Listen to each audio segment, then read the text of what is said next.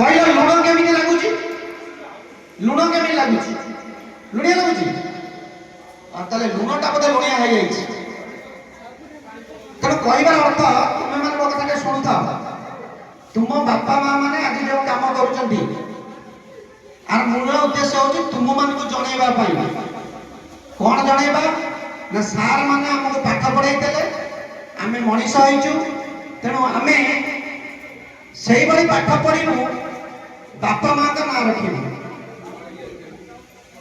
ଶ୍ରଦ୍ଧେୟ ମାନେ 2022ର ଛାତ୍ରଛାତ୍ରୀ, ତୁମମାନଙ୍କ ପାଇଁ ଭଗବାନଙ୍କ ନିକଟରେ ପ୍ରାର୍ଥନା କରିବା ସହିତ ଅନୁଷ୍ଠାନ ତରଫରୁ ଗୋଟିଏ ନିବେଦନ ରଖିବି, ଏ ଅନୁଷ୍ଠାନକୁ ଟିକେ ଆସ। କାହିଁକି ନା ଏ ଅନୁଷ୍ଠାନ ଏବେ ଚାହୁଁଛି ତୁମମାନଙ୍କର ସାହାଯ୍ୟ ସହଯୋଗ। ତୁମମାନଙ୍କ ଭିତରୁ ଯେଉଁମାନେ ଯେତେବେଳେ ବି ଗାଁକୁ ଆସୁଛ ଟିକେ ସ୍କୁଲକୁ ଆସ। କାହିଁକି ନା ତୁମର ଯେଉଁ ଆମେ ଯେଉଁ ଦୁଇଟା ଅର୍ଥାତ୍ ଆମେ ହେଉଛୁ ଜେନେରେସନ୍ ଏକ୍ସ, ତୁମେ ହେଉଛ ଜେନେରେସନ୍ ୱାଇ। ଅର୍ଥାତ୍ 1965 ମସିହାରୁ 1984 ମସିହା ପର୍ଯ୍ୟନ୍ତ ଆମେ ଥିଲୁ ଜେନେରେସନ୍ ଏକ୍ସ, ଯେଉଁ ସମୟରେ କି ଆମ ବେଳେ ମୋବାଇଲ ନଥିଲା, ଇନଲାଇନ୍ ଲେଟରରେ ଚିଠି ଦିଆଯାଉଥିଲା। ତୁମମାନଙ୍କ 84ରୁ ପଳେଇ ଆସିବ 12 ପର୍ଯ୍ୟନ୍ତ ସେ ବୟସରେ ଥିଲା ଜେନେରେସନ୍ ୱାଇ। ସେତେବେଳେ ମୋବାଇଲ ଟିକେ ଟିକେ ଆସେ। ଯାଅ ମହାବାତ୍ୟାର କରୁଣ ରୂପ ଭିତରେ ତୁମମାନେ ପରୀକ୍ଷା ଦେଇଛ। 1900 ଆଉ 2000 ମସିହା ପିଲାଙ୍କ କଥା ସବୁବେଳେ ବାରିକ ସାର୍ ମୋତେ କହନ୍ତି ଯେ ଏ ଦୁଇଟା ବ୍ୟାଚ୍ ଯେଉଁ ରେଜଲ୍ଟ କରିଥିଲେ ସେ ରେଜଲ୍ଟ ଆଉ କେବେ ହେବ। କିନ୍ତୁ ଏମିତି ଯୋଗ ହେଲା 14 ମସିହା ଠାରୁ, ଅର୍ଥାତ୍ ବୁଝିବାକୁ ଚେଷ୍ଟା କରନ୍ତି, 1900 ମସିହାରେ କେହି ଫେଲ୍ ନାହାନ୍ତି, 2000 ମସିହାରେ ବାତ୍ୟା ମାଡ଼ ଖାଇ ଜଣେ କେ ଫେଲ୍ ହେଇଛି। କିନ୍ତୁ 14 ମସିହା ଠାରୁ ଯେବେଠାରୁ ଲିପାଲିପି ଆରମ୍ଭ ହେଇଗଲା, ମାନେ ଗୋଲ ବୁଲେଇ ପାସ୍ କରିବା, ସେତେବେଳେ 100% ସବୁବେଳେ ହେଉଛି। କିନ୍ତୁ ତୁମମାନଙ୍କ ପରି ଛାତ୍ର ସେମାନେ ରହିପାରୁନାହାନ୍ତି, କାରଣ ସେମାନଙ୍କ ଭିତରେ ଅଧ୍ୟବସାୟ ନାହିଁ। ପରିଶ୍ରମ କରି ସଫଳତା ପାଇଛନ୍ତି ବୋଲି ତାଙ୍କ ଭିତରେ ଛାତିରେ ହାତ ଦେଇ କହିପାରିବେ। ତୁମେମାନେ ଏବେ ସମୟ ହେଲା ଆସୁଥିବା ଜେନେରେସନକୁ ଗଢ଼ିବ। କାହିଁକିନା ସେମାନେ ହେଉଛନ୍ତି ଆମ ଭବିଷ୍ୟତ। ଯେଉଁମାନେ ଖାଇ ବସିଛନ୍ତି ସମସ୍ତେ ନିଜ ପିଲା ପାଖରେ ବସିବ, ତାଙ୍କୁ ଟିକେ ପାଠ ପଢ଼ାଇବ। ତୁମେ ବସି ପଢ଼ିବ। ଯଦି ତୁମେ ନ ପଢ଼ ତାହେଲେ କାମ ହୋଇପାରିବ ନାହିଁ, ପିଲା ବି ପଢ଼ିବନି। ତୁମେ ଯଦି ମୋବାଇଲ ଦେଖିଲ, ପିଲା ତ ମୋବାଇଲ ଦେଖିବ ନା। ଆଉ ଗୋଟେ କଥା କହିବି, ଭଗବାନ ଗୋଟେ ବିଚିତ୍ର ଲୋକ। କେମିତି ଦେଖିବ ପିଲେ? ଛୋଟିଆ ଉଦାହରଣ, ମାନସ ସମସ୍ତଙ୍କୁ ଡାକୁଥିଲା ଆସି କୁହନ୍ତୁ। ମୁଁ ବସି ଭାବୁଥିଲି ମାନସ ଡାକୁନି, ତାଙ୍କ ପିଲା ଭିତରେ କିଏ ଗୀତ ବୋଲିବ। ମୋ କଥା ମୋ ପାଟିରେ ଅଛି, ତନୁ ଆସିଲା ଗୀତ ବୋଲିଲା। ଗୀତଟି ତ ନଥିଲା, ଗୀତଟି ଥିଲା ଦୁନିଆ ଦୁଇ ନିଆଁ ଭିତରେ ଯୋଉ ଜ୍ୱଳନ, ଯୋଉ ପୀଡ଼ନ, ଯୋଉ ସିଝିବା, ତାହା ହିଁ ଥିଲା ସେ ଗୀତରେ। ତେଣୁ ତୁମେମାନେ ନିଶ୍ଚିତ ଭାବରେ ସେଇ ମଧ୍ୟ ବୟସରେ ଅଛ, ଆଗକୁ ଆହୁରି ବହୁତ ଦିନ ଯିବ। ତୁମମାନଙ୍କ ସହଯୋଗ କାମନା କରୁଛି। ଆଉ ଗୋଟେ ମଧ୍ୟ ନ ଜଣେଇଲେ ହବନି, ଯେତେ ସବୁ ବ୍ୟାଚ୍ ଲିଷ୍ଟ ହେଇଛି ମୁଁ ଜାଣିଛି ଏ ଭିତରେ ମାନସର ନିଶ୍ଚିତ କିଛି ହାତ ଅଛି। ସେ ହାତଟା ହେଉଛି ଯେ ଆଜି ତୁମେ ଶିକ୍ଷକମାନଙ୍କୁ ଗୋଟେ ଗୋଟେ ଗଛ ଦେଇକିରି ସମ୍ବର୍ଦ୍ଧିତ କରୁଛ। ଫୁଲ ତୋଡ଼ା ବଦଳରେ ଗଛ ଦେଇଛ, ସେ ଗଛ ଦିନେ ଫୁଲ ଫୁଟୁ, ଏ ଅଞ୍ଚଳରେ ବିକାଶ କରୁ, ବିକଶିତ ହେଉ, ସୁବାସ ବାଣ୍ଟୁ। ତ ଛୋଟ ଯୋଜନା ନୁହେଁ। କୋଉ ଦିନ ତା କାନରେ କହିଥିଲି ମାନସ ଏ ଫୁଲ ତୋଡ଼ାଟାକୁ କ'ଣ କାଟିଦବା? ସେ ବୁଝିପାରୁନଥିଲା। ମୁଁ କହିଲି ଫୁଲ ତୋଡ଼ା କାଟିଦବା, ସେଠି ଚାରା ଗଛଟିଏ ଦବା। କିନ୍ତୁ ଆଜି ସେ ପ୍ରମାଣ କଲା। ତୁମେ ସବୁ ଲକ୍ଷ୍ୟ କରୁଥିବ, ଯେତେବେଳେ ସାର୍ମାନଙ୍କୁ ସମ୍ବର୍ଦ୍ଧିତ କରୁଥିଲ ମୁଁ ତାଳି ପାରୁନଥିଲି। ଯେମିତି ଗଛଟି ଦିଆହେଲା ମୋ ହାତ ଛାଁ ଛାଁ ତାଳି ବାଜୁଥିଲା। ତେଣୁ ସେଇ ଯୋଉ ଗଛ ଗୁଡ଼ିକ ମୁଁ ମଧ୍ୟ ମୋ ଶିକ୍ଷକଙ୍କୁ ନିବେଦନ କରିବି, ଆପଣମାନେ ନେଇ ବାଡ଼ିରେ ଗଛ ଲଗାନ୍ତୁ, ନଚେତ ଆମ ସ୍କୁଲ କ୍ୟାମ୍ପସରେ ଗଛ ଲଗାଇବା।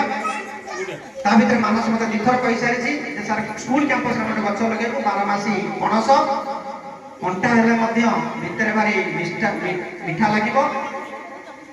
ସମସ୍ତେ ଗଛଟିଏ ଲଗାଇବା। ଏଠି ଗଛ ଲଗାଇବା ସହିତ ଘରେ ଗଛ ଲଗାଅ। ଆଉ ନିଶ୍ଚିତ ଧନ୍ୟବାଦ ଦେବି, ତୁମ ଭିତରେ ଏଇ ଏକତା ବନ୍ଧନ ରହୁ।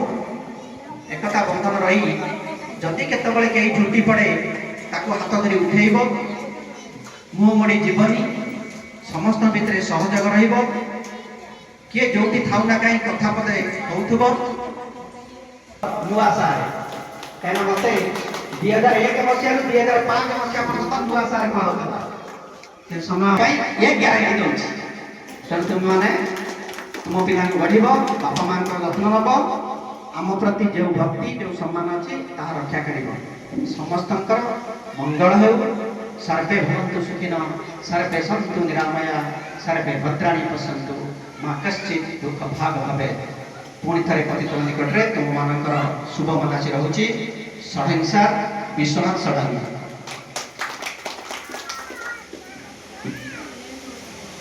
सर्व संवर्धित करेंगे अशोक भाई भानु मंटू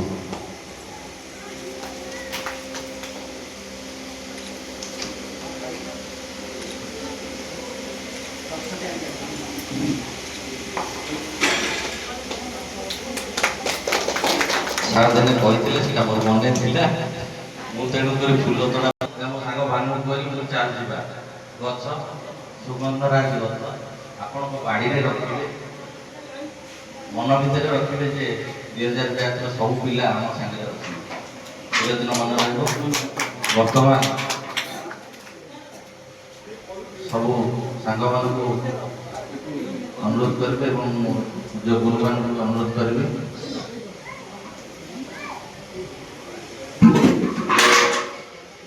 सांग मैंने आसवे आम गुरु मान सहित मत फटो सेशन करवा परवर्ती समय आम बैंक तरफ आम जो उपहार दायित्व हेनी जो मैंने दूर अच्छा पलि आसतु फटो सेशन करवा अल्प समय भितर सारीदे 3टा बाजीगला खाଇବା समस्त भोक प्राय भोक है सर देखु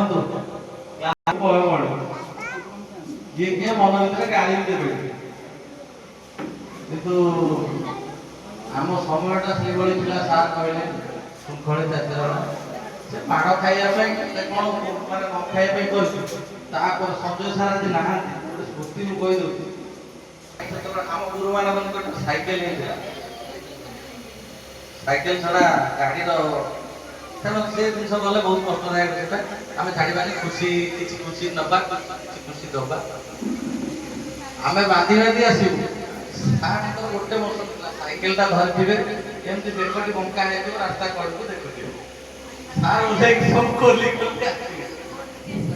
द्वितीय था बर हड़बड़ पकेट से बर साक्षी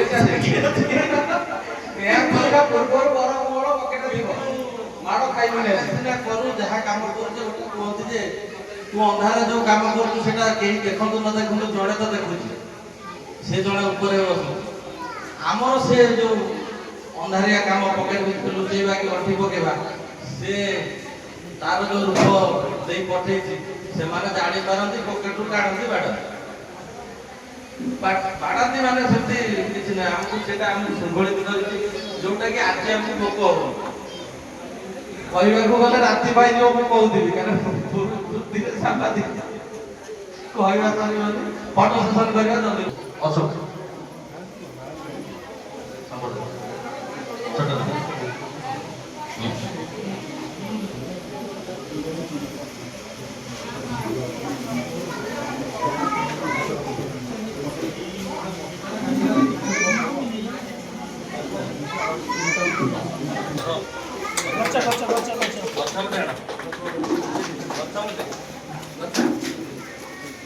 मानस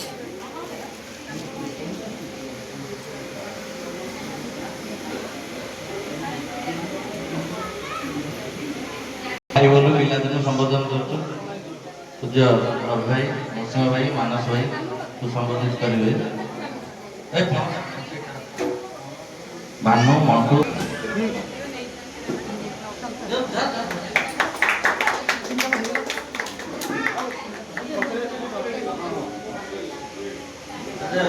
भावुची सर आप अनुमति देवे आम गछ गुड़ाक थुआ हम ଖିଆ ଖିଆ ରଖିବା କାହିଁକିନା ସେଟା ଗୋଟେ ସ୍ମୃତି ଫଟୋ ଉଠେଇଦେବା ରହିବ।